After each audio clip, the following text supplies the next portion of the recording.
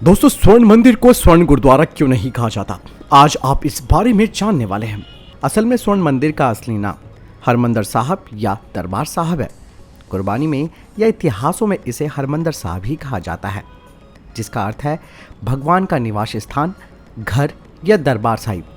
क्योंकि जैसे वजीर दरबार में राजा के चारों ओर बैठते हैं, वैसे ही सिख गुरु ग्रंथ साहिब के चारों ओर बैठते हैं, इसीलिए इसे दरबार साहिब कहा जाता है, जिसका मतलब गुरु का दरबार है।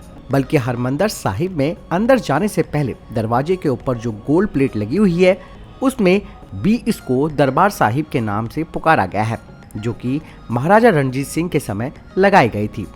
लेकिन हरमंदिर साहिब को गोल्ड टेम्पल ब्रिटिश लोगों ने बुलाना शुरू किया था जब वे पंजाब में आए थे, क्योंकि इसकी इमारत पर सोने की परत चढ़ी हुई थी।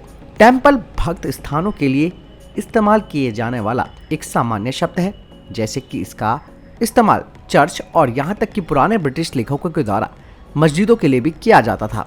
इसीलिए उन्होंने इसे गोल्डन टेम्पल कहा, क्योंकि वो हर धर्म स्थान को टेम्पल के नाम से पुकारते थे।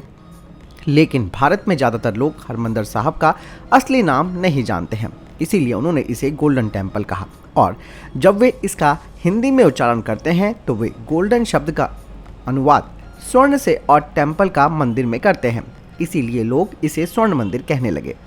लेकिन इसका असली नाम हरमंदिर साहिब या फिर दरबार साहिब है। और गुरुद्वारा सिख पूजा स्थलों के लिए एक आम शब्द है, जो गुरु नानक साहिब के समय इसे धर्मशाला कहा जाता था, जहां गुरु ग्रंथ साहिब को रखा जाता है। लेकिन फिर भी कई सिख पूजा स्थल हैं जिनका सामान्य नाम गुरुद्वारा की बजाय, जैसा कि नांदेड़ महाराष्ट्र में हुजूर साहिब और तख्त श्री हरमंदिर साहिब पटना साहिब बिहार जैसे अन्य नाम हैं।